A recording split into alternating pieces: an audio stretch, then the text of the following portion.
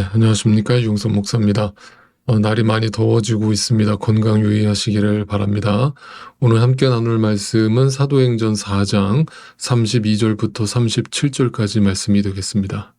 많은 신도가 다 한 마음과 한 뜻이 되어서 아무도 자기 소유를 자기 것이라고 하지 않고 모든 것을 공동으로 사용하였다. 사도들은 큰 능력으로 주 예수의 부활을 증언하였고 사람들은 모두 큰 은혜를 받았다.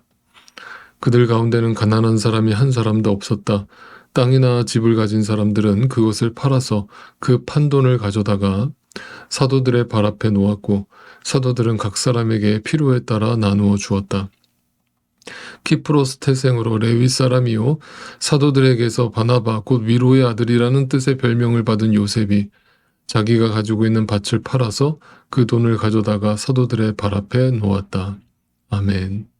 어제 말씀에서 그 사도들의 기도는 온 우주 만물을 창조하신 만유의 주제가 되시는 주님께 온전히 자신들의 삶을 의탁드리는 것으로 합당하게 올려졌습니다.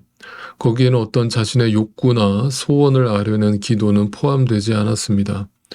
그것이 가능했던 것은 전적으로 그들 안에 역사하고 계시는 성령 하나님의 조명 속에서 하나님이 누구신지 분명히 인식하고 있었기 때문에 가능했던 기도였습니다. 그러므로 그들의 기도는 그들의 앞으로 살아가야 될 삶의 자세와 그 방향을 결정하게 된 것입니다.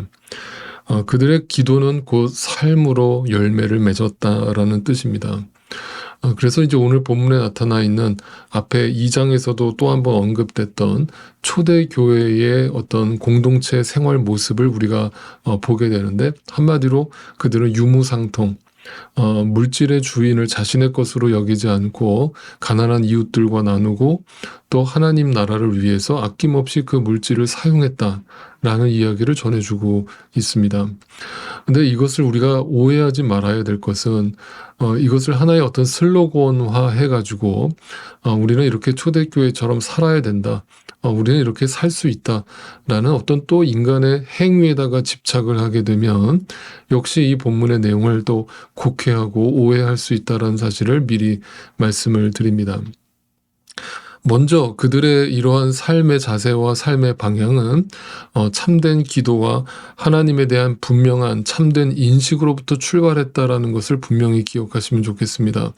그들은 철저하게 하나님을 자신의 삶의 주인으로 모시고 살았고 그 하나님의 주인됨이 삶의 자세와 방향을 결정했고 그것이 열매로서 드러났던 것이죠. 그래서 참된 기도를 드리고 살아가는 사도들과 신자들의 삶 속에서는 항상 하나님의 일을 위하고 자신의 모든 삶을 하나님께 헌신하는 어떤 삶의 예배의 모습으로 드러날 수 있었던 것입니다. 그래서 이제 우리가 분명히 깨달아야 될 것은 바로 이 공동체의 모습을 보면서 결국 우리의 신앙이라고 하는 것은 첫째로 어떤 개인적인 것으로 끝나서는 안 된다는 것을 우리에게 가르쳐 줍니다. 믿음이라고 하는 것은 반드시 하나님의 공동체 속으로 스며들게 되어 있다는 것을 우리에게 가르쳐 줍니다. 요즘 이제 소위 말하는 교회가 너무나 타락했다라는 이유로 거기에 실망한 성도들이 교회 공동체를 떠나서 소위 말하는 가나안 성도, 이제 교회는 안 나가겠다, 그러나 하나님은 믿겠다 라고 결정을 해서 이렇게 지금 저와 같이 유튜브 방송을 통해서 신앙생활을 이어가시는 분들을 주변에서 참 많이 보게 됩니다. 참 안타까운 일이고 또 그분들의 어떤 상처 입은 마음, 교회를 통해서 실망한 마음, 진심으로 하나님의 마음으로 위로하고 싶은 마음입니다. 그러나 저는 분명히 성경적인 관점에서 여러분께 말씀드립니다. 만약 여러분이 가나안 성도가 되기로 결정하셨다면 여러분 그것은 성경이 가르치는 신앙생활의 모습과는 동떨어진 모습이라는 것을 기억하시면 좋겠습니다. 성경은 절대 우리가 하나님과 1대1의 관계만을 가르치지 않습니다. 내가 개인적인 믿음만으로 하나님과의 관계가 회복됐다고 해서 그것이 온전한 신앙생활이라고 가르치지 않습니다. 성경은 분명하게 우리가 공동체 생활을 통해서 이웃들에게 하나님의 그 사랑을 실천하도록 우리에게 가르치고 있습니다. 그러므로 온전한 신앙생활이라고 하는 것은 하나님과의 관계 플러스 이웃과의 관계 속에서 만들어지는 것이고 완성되는 것입니다. 이것을 착각하면 그냥 나 이제 더 이상 사람한테 기대하다가 실망하는 일 반복하기 싫다. 그래서 나 더 이상 이제 기존 교회 안 다니겠다. 그러면서 나는 이제 1대1로 하나님과의 관계만 열심히 난 신앙생활 하겠다라고 결정하신다면 여러분 그것은 큰 착각이라고 하는 사실을 분명히 말씀드립니다. 그래서 저는 그런 분들께 조언드리고 싶은 것은 분명히 여러분 주변 어딘가에 잘 드러나지 않았을 뿐이지 분명히 성경적인 건강한 교회가 있을 것이라는 사실을 분명히 말씀드립니다. 물론 여러분 이 세상에는 절대 완벽한 교회라는 것은 존재하지 않습니다. 완벽한 교회는 오직 하나님의 교회, 우주적 교회만 완벽합니다. 인간의 몸을 담고 있는 이 지역교회, 로컬 철치는 불완전할 수밖에 없습니다. 이것을 분명히 인식하시고, 그러나 중요한 것은 그 불완전하지만 그 교회가 추구하는 방향이 어디로 향하고 있는가를 유심히 보셔야 합니다.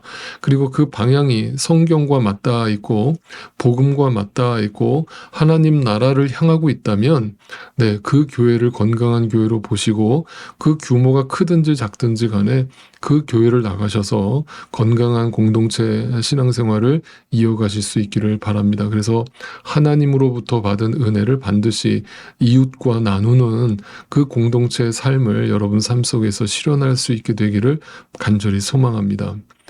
그런데 여러분 제가 아까 서론에서 말씀드린 것처럼 성경이 왜 이 초대교회 공동체 모습을 우리에게 보여주고 있는가를 좀 더 깊이 생각해 봐야 됩니다. 만약 성경이 이 이야기를 우리에게 들려주면서 자 이거 봐라 초대교인들이 이렇게 살았으니까 너희도 이렇게 살아라 라는 이야기를 전해주는 것이라면 그 뒤에 무슨 이야기가 따라와야 되냐면 여러분의 삶을 이렇게 살아가지 못하는 것들을 회개하고 여러분도 당장 모든 재물들을 사도들의 발 앞에 가지고 와서 다 내려놓고 유무상통으로 그렇게 하나님 앞에 온전 전적으로 다 헌신하고 드리고 공동체 생활을 시작하십시오라고 가르치는 내용들이 계속 반복되어야 할 것입니다. 그러나 사도행전뿐만 아니라 사도 바울이 썼던 모든 서신 속에서 공동체의 생활을 강조하는 말씀들은 많이 있지만 사랑을 강조하는 말씀들은 많이 있지만 실제로 이런 유무상통의 삶을 율법적으로 강조하는 말씀들은 성경에 기록되어 있지 않다라는 사실입니다. 여러분 한번 솔직하게 말해봅시다. 만약에 성경이 여러분 보고 이렇게 초대교회처럼 사십시오라고 강요한다고 해서 여러분 우리가 이 초대교회 모습처럼 유무상통하면서 모든 물질을 다 서로 나누면서 온전한 이웃사랑을 실천할 수 있습니까? 솔직하게 대답해 보십시오. 그건 불가능한 일입니다. 여러분 성경은 우리가 할 수 없는 것을 갖다가 행함으로써 극복하라고 가르치지 않습니다.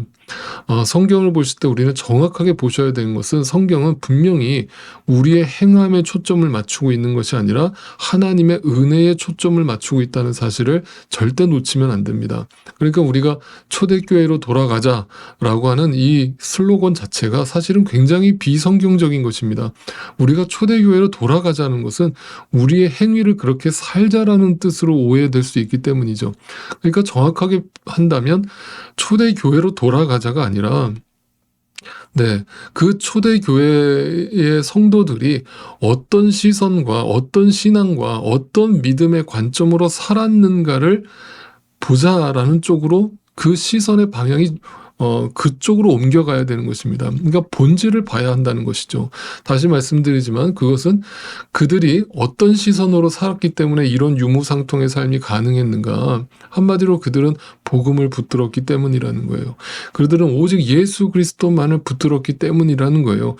우리의 모든 자랑거리는 그것이 되어야 한다라고 오늘 본문은 우리에게 가르쳐주는 겁니다. 절대 우리의 힘이나 노력과 의지로서 이 초대교회 천국과 같은 이런 완벽한 공동체의 모습은 보여줄 수 없다라는 것입니다. 한동안 전 세계적으로 공동체라고 하는 것이 유행처럼 번지던 시절이 있었습니다. 저 역시 젊은 시절에 그 공동체에 심취해서 그것만이 마지막 시대의 유일한 교회 대안이라고 생각했던 시절이 있었습니다. 저는 그러나 지금 와서는 그 생각이 좀 바뀌었습니다. 그것은 착각이라는 생각을 하게 됩니다. 무슨 생각이냐면 지금까지 어떤 공동체의 모습을 들여다봐도 그 공동체도 온전히 성경의 초대 공동체의 모습을 유지하거나 보여준 공동체는 제가 지금까지 못 봤기 때문입니다. 왜냐하면 인간이 해보고자 하는 곳에는 절대로 성령 하나님의 열매가 나타나지 않기 때문입니다.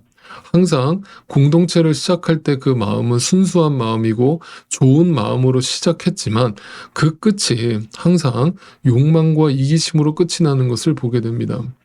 여러분, 우리가 이것을 대표적으로 역사 속에서 공산주의가 바로 그러한 모습을 보여주죠. 여러분, 공산주의라는 것 자체가 얼마나 아이디어한 이상적인 모습을 보여주고 있습니까?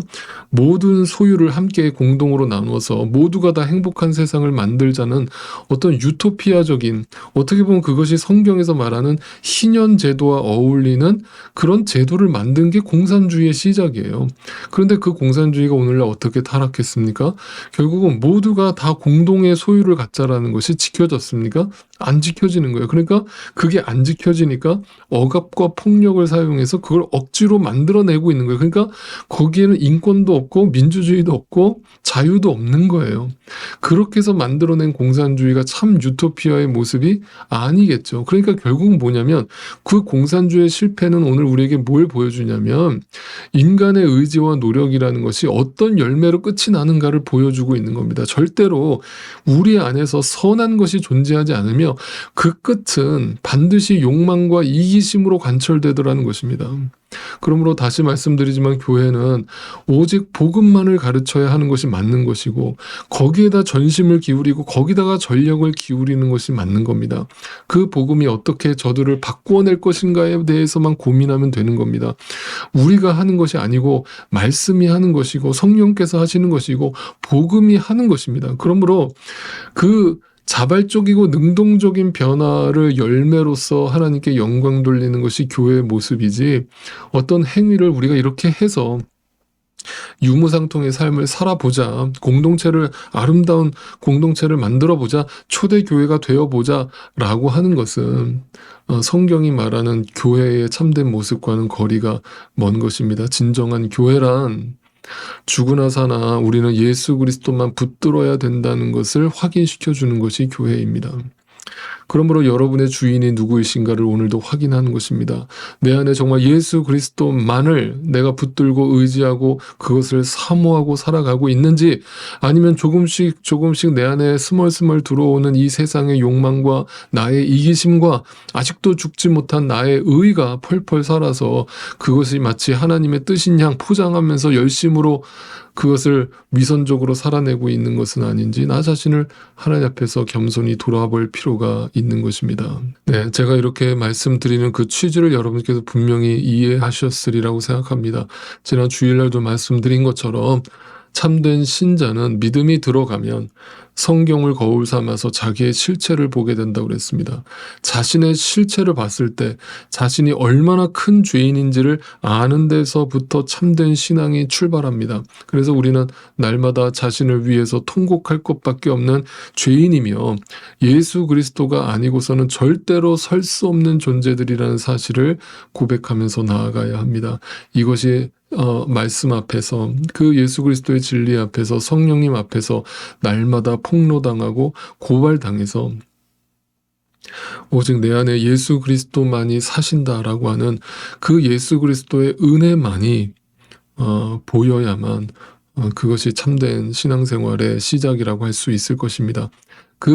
내가 그렇게 하나님의 은혜 속에서 빠져서 살아갈 때 그런 한 사람 한 사람이 모여서 공동체를 이루을 때 그 교회 공동체 안에 그 하나님의 사랑이, 하나님의 은혜가, 하나님의 긍휼이 서로를 바라보는 시선 속에서 역사하고 드러나게 되는 것입니다.